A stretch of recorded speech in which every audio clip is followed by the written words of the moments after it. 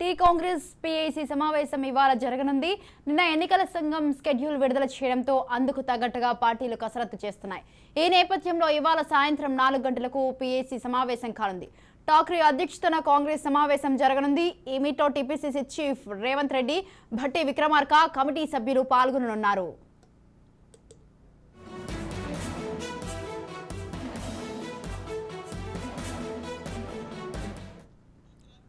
Tea Congress PAC సమావేశం ఇవాళ జరగనుంది. నిన్న ఎన్నికల సంఘం స్కెడ్యూల్ విడుదల చేయడంతో అందుకు తగ్గట్టుగా పార్టీలు కసరత్తు చేస్తున్నాయి. ఈ నేపథ్యంలో ఇవాళ సాయంత్రం 4 గంటలకు పీఏసీ సమావేశం కానుంది. ఠాక్రే అధ్యక్షతన కాంగ్రెస్ సమావేశం జరగనుంది. ఈ మీట్లో TPCC chief Revanth Reddy, Bhatti Vikramarka committee సభ్యులు పాల్గొననున్నారు.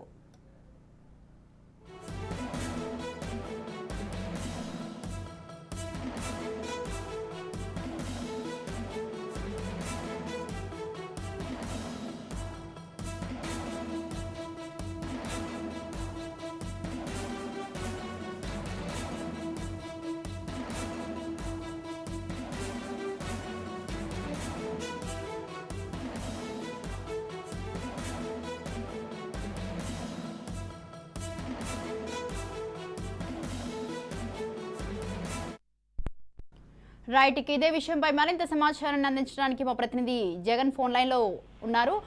జగన్, ఈ రోజు అయితే టీ కాంగ్రెస్ పీఏసీ సమావేశం జరగనుంది. ఈ సమావేశంలో ఎలాంటి విషయాలపై చర్చించనున్నారు? అలాగే ఈ సమావేశంలో ఎవరెవరు పాల్గొననున్నారు? స్వాతి, ఏదైతే పబ్లిక్ అఫైర్స్ కమిటీ ఏదైతే ఉన్నారో పబ్లిక్ అఫైర్స్ కమిటీ ఈరోజు కూడా సమావేశం కాబోతోంది. దీనికి టీపీసీ చీఫ్ రేవంత్ రెడ్డి, అదేవిధంగా మాణిక్యం ఠాకూర్ వీళ్ళందరూ కూడా హాజరు కాబోతా ఉన్నారు. సో ఏదైతే ఎన్నికల సంఘం ఆల్రెడీ షెడ్యూల్ విడుదల చేసింది. సో దాని తగ్గట్టుగా అటు టికెట్ల కష్టత ఢిల్లీలో స్క్రీనింగ్ కమిటీ కూర్చొని చేస్తా ఉంది ఇతర ఏఐసీసీ నేతలతో. సో దీంతో పాటు సిఎల్పీ నేత భట్టి విక్రమార్క, టీపీసీసీ రేవంత్ రెడ్డి, అదేవిధంగా ఠాక్రే అధ్యక్షతన ఈ సమావేశం జరుగుతుంది. ఈ పబ్లిక్ అఫైర్స్ కమిటీలో మొత్తానికైతే ఇతర సభ్యులు కూడా ఉన్నారు, వాళ్ళందరూ కూడా హాజరవుతారు.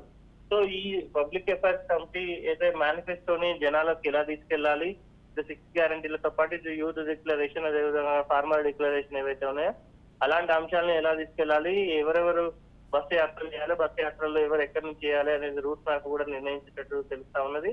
సో కాంగ్రెస్ యొక్క గ్యారంటీలతో పాటు ప్రభుత్వం యొక్క ఫెయిల్యూర్స్ ఏవైతే ఉన్నాయో ప్రభుత్వం యొక్క ఫెయిల్యూర్స్ అంశాలను కూడా జనాల్లోకి బలంగా తీసుకెళ్లాలనే యాక్షన్ ప్లాన్ అయితే రెడీ చేస్తా ఉన్నారు. దీనికి సంబంధించి ఇప్పటికే రైతుల విషయంలో కావచ్చు, విద్యార్థుల విషయంలో కావచ్చు, ఇతరత్ర మహిళల సమస్యలు కావచ్చు, భద్రతకు సంబంధించిన సమస్యలు కావచ్చు, ఇలాంటి అంశాలన్నింటినీ కూడా సో ఎక్కడైతే తెలంగాణ ప్రభుత్వం ఫెయిల్యూర్స్ అయినా కూడా బలంగా జనాలకు తీసుకెళ్లాలి. ముందస్తుగా కార్యకర్తలకు, ఆ తర్వాత కార్యకర్తల నుంచి జనాలకు బలంగా తీసుకెళ్లాలి. మన జిల్లా కమిటీల నుంచి మండల కమిటీలు, మండల కమిటీ నుంచి గ్రామ కమిటీలు, గ్రామాల్లో కూడా గ్రామ స్థాయి వరకు కూడా తీసుకెళ్లే విధానాన్ని చూసి ఈ రోజు అయితే యాక్షన్ ప్లాన్ అయితే రెడీ కాబోతా ఉన్నది. స్వాతి, అయితే జగన్, ప్రస్తుతం అయితే కొంతమంది అయితే టికెట్ దక్కపోతే పార్టీ మారదామని అయితే కొందరైతే అధిష్టానానికి సంకేతాలు ఇస్తున్నారు. మరి దీనిపైన ఏమంటావు? చాలా చోట్ల అయితే కాంగ్రెస్ పార్టీలో టికెట్ విషయంలో అయితే ఇప్పటికే చాలా అప్లికేషన్స్ వచ్చాయి. ఒక్కొక్క చోట కొంత ఒక 50 నుంచి 60 స్థానాల మధ్య ఏకాభిప్రాయం అయితే కుదిరినట్టు కనిపిస్తా ఉన్నది. ఏకాభిప్రాయం రాని చోట మాత్రం 2-3 క్యాండిడేట్స్ ఉన్న చోట పార్టీ వీడే అవకాశం కనిపిస్తా ఉన్నది. సో ఇతర పార్టీలకు వాళ్ళు జంప్ అయ్యే ప్రణాళికలు అయితే కనిపిస్తున్నాయి. మాకు టికెట్ రాకపోయినా అయితే మా పక్కన ఉన్న వ్యక్తికి టికెట్ వస్తే మేము ఏదైనా ఓడగొడతాం, లేదా ఇతర పార్టీ నుంచి పోటీ చేస్తాం అనేది కూడా చేస్తున్నాం. ఎందుకంటే ఇప్పటికే బీఎస్పీ పార్టీ కూడా దాదాపు 40-45 స్థానాల్లో అభ్యర్థులను ప్రకటించింది. అదేవిధంగా బీజేపీ కూడా 50 స్థానాల్లో ఏకాభిప్రాయం వచ్చినాయి.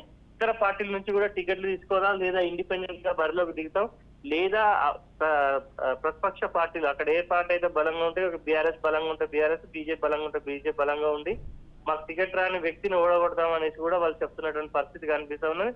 ఇప్పటికే ఓయూ విద్యార్థులందరూ కూడా కాంగ్రెస్ పార్టీ మమ్మల్ని మోసం చేసింది, పక్కన ఉన్నటువంటి బీఆర్ఎస్ పార్టీ ఇప్పటికే చాలా మందికి మాతో పాటు ఉద్యమ సహచరులుగా పనిచేసినటువంటి ఓయూ విద్యార్థులందరూ కూడా కార్పొరేషన్ చైర్మన్లు ఇచ్చారు, 2-3 ఎమ్మెల్యేలని, 2-3 ఎంపీలను కూడా చేసింది. సో ఇట్లాంటి పరిస్థితి అక్కడ బీఆర్ఎస్ పార్టీలో ఉంది. కాంగ్రెస్ పార్టీ ఇక్కడ తెలంగాణ ఇచ్చిన పార్టీగా మేము తెలంగాణ ఉద్యమంలో ఉన్నటువంటి వ్యక్తులుగా మాకు టికెట్ ఇవ్వాలని ఓయూ విద్యార్థులందరూ కూడా ఢిల్లీలో ధర్నా చేసిన పరిస్థితి. అదేవిధంగా మహిళా కాంగ్రెస్ అధ్యక్షురాలు సునీతారావు మహిళా సమస్యల మీద ఫైట్ చేస్తూ నాకు కర్తవ్య టికెట్ ఇవ్వాలనేసి కూడా ఆమె వినతి పెట్టుకున్నటువంటి పరిస్థితి కనిపించింది. దాంతో పాటు ఇతర నేతలు కూడా అయితే మహిళా నేతలు అందరూ కూడా ఎక్కిస్తున్నటువంటి వీడియోలు అయితే కాల్వ సుజాత ఉన్నదో ఆమె వేసే వీడియోలు కూడా సోషల్ మీడియాలో వైరల్ అవుతున్నాయి టికెట్ల విషయంలో. సో ఇతర నేతలు ఇద్దరు దాదాపు ఒక్కొక్క కాన్ఫరెన్స్ లో 2-3 బలమైన నేతలు కూడా ఉన్నారు కాంగ్రెస్ పార్టీకి.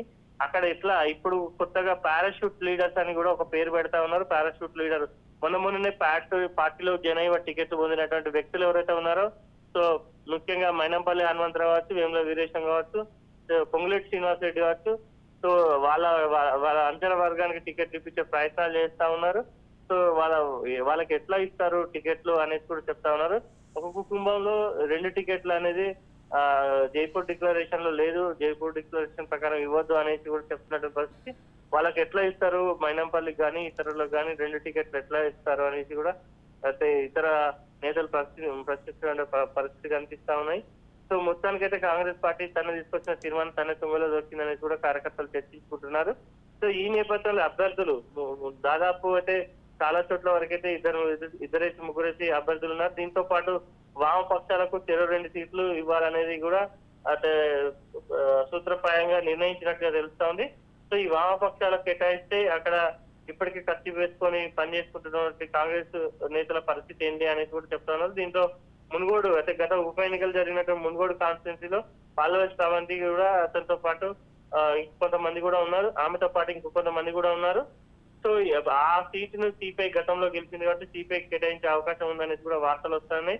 సో నల్గొండ జిల్లాలోని మిర్యాలగూడ సీటును సిపిఎం కు అదే మునుగోడు సీటును సిపిఐకి ఇచ్చే చర్చలు జరుగుతున్నట్టున్నాయి. అదేవిధంగా భద్రాచలం ప్రస్తుతం కాంగ్రెస్ సిట్టింగ్ సీటు, ఆ సీటు సిపిఎం పార్టీ కేటాయించే అవకాశం ఉంది. కోదం వీరయ్యను అదే భద్రాచలం సిట్టింగ్ సీటు అయితే కోదం వీరయ్య కాంగ్రెస్ పార్టీ నుంచి ఎమ్మెల్యేగా ఉన్నారు. ఆయన పినపాక నుంచి పోటీ చేయాలనే ప్రతిపాదన ఉంది. సో అయితే సీతక్క రాకతో ములుగు నుంచి లేదా భద్రాచలం నుంచి వచ్చిన కోదం వీరయ్య ఆ సీటుకి సిపిఎం కేటాయిస్తే మరో నియోజకవర్గం మార్చాల్సి వస్తుంది. వాస్తవానికి కోదం వీరయ్యది ములుగు కాన్స్టిట్యున్సీ కానీ అయితే అక్కడ సీతక్క అయితే తెలుగుదేశం పార్టీ నుంచి వచ్చింది, ఆయనకు అక్కడ అవకాశం లేకుంటూ కొత్తగూడెం భద్రాచలం నుంచి పోటీ చేస్తారు, ఇతర పినపాక నుంచి పోటీ చేస్తారు అనేది కూడా చెప్తా ఉన్నారు. సో దాంతో పాటు ఉస్నాబాద్ కానీ బెల్లంపల్లి సీట్ల మీద కూడా సిపిఐకి ఇచ్చే పరిస్థితులు అయితే కనిపిస్తా ఉన్నాయి. 2 సీట్లు సిపిఐకి ఇస్తే ఇతర అయితే వాళ్ళ ఓటు బ్యాంక్ మన వైపు తిప్పుకొచ్చిన ప్రయత్నాల్లో కాంగ్రెస్ పార్టీ కనిపిస్తా ఉన్నది. సో అయితే మరి అక్కడ నుంచి ఇప్పటికే ప్రాతినిధ్యం వస్తున్నటువంటి కాంగ్రెస్ నేతల పరిస్థితి ఏందనేది కూడా సో క్లారిటీ ఇవ్వాల్సిన అవసరం కనిపిస్తా ఉన్నది. సో మొత్తానికైతే నాగార్జున సాగర్ లో అయితే జానారెడ్డి కుమార్ లో ఒకరు అయితే మిర్యాలగూడ నుంచి పోటీకి అయితే ఆసక్తిలో 2 ఉన్నప్పుడు, సో అయితే ఇదైతే మొత్తానికైతే కాంగ్రెస్ లో టికెట్ల వ్యవహారం అయితే ఒక తలనొప్పిగా అయితే మారింది. ఒకవైపు అధికార పార్టీ షెడ్యూల్ వచ్చి వాళ్ళు ప్రచారంలో బిజీగా ఉంటే అటు కేటీఆర్ అదేవిధంగా హరీష్ రావు ఇద్దరు కూడా యాక్టివ్ గా తిరుగుతూ క్యాడర్ ని జోష్ నింపే ప్రయత్నం చేస్తున్నటువంటి పరిస్థితి అధికార పార్టీలో ఉంటే, సో అటు కాంగ్రెస్ పార్టీలో మాత్రం ఇంకా టికెట్లు ఖరారు కాలేదు, ఇంకా నెల తర్వాత ఖరారు చేయండి అంటే కూడా సోషల్ మీడియాలో వ్యంగ్యాస్త్రాలు సంధిస్తున్నటువంటి పరిస్థితి అయితే కనిపిస్తా ఉన్నది. స్వాతి, అయితే జగన్ ఢిల్లీలో అయితే ఓయూ పూర్వ విద్యార్థులు అయితే టికెట్ల గురించి అయితే ధర్నా చేస్తున్నారు, మరి దాని గురించి ఏమైనా చర్చించే అవకాశం ఏమైనా ఉందా? ఎస్, ఓయూ మనకు తెలుసు తెలంగాణ ఉద్యమం కూడా ఓయూ కేంద్రంగా జరిగింది, ఉస్మానియా యూనివర్సిటీ కేంద్రంగా జరిగింది. అన్ని పార్టీల నాయకులు కావచ్చు, అన్ని రాజకీయ పార్టీలు కావచ్చు ఓయూ కేంద్రంగా చాలా ఉద్యమాలు చేశారు, విద్యార్థి సంఘాలు కూడా చాలా ఉద్యమాలు చేశారు.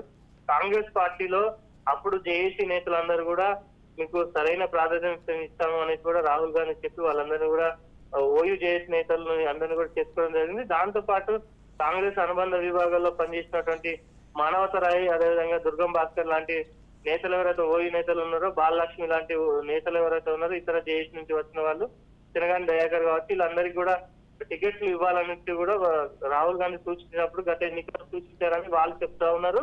సో అయితే ఈ ఎన్నికల్లో మాకు ఖచ్చితంగా టికెట్లు ఇవ్వాలి, ఎందుకంటే పక్కనే ఉన్నటువంటి బీఆర్ఎస్ పార్టీ కావచ్చు, బీజేపీ పార్టీ కావచ్చు, సో స్టూడెంట్ లీడర్లకు టికెట్లు ఇచ్చింది. సో రాహుల్ గాంధీ చెప్పినట్టు స్టూడెంట్ అనుబంధ విభాగం ఎన్ఎస్ఏకి యూత్ కాంగ్రెస్ కూడా టికెట్లు ఇవ్వాలనేది కూడా వాళ్ళు కోరుతున్నటువంటి పరిస్థితి. కానీ ఈసారి మాత్రం సర్వేల ఆధారంగానే ఎవరికైతే బలమైన అభ్యర్థులు ఉన్నారో, ఎందుకంటే అధికార టీఆర్ఎస్ పార్టీని ఢీకొట్టేటువంటి అభ్యర్థులు ఎవరైతే ఉన్నారో ఆ అభ్యర్థులకి మేము టికెట్లు ఇస్తామనేది కూడా అధిష్టానం సూచన ప్రాయంగా చెప్పినట్టుగా తెలుస్తా ఉంది. సో మొత్తానికి అయితే టికెట్ల వ్యవహారం అయితే ఒక తలనొప్పిగా మారింది Swathi. Right, thank you Jagan, thanks for the details.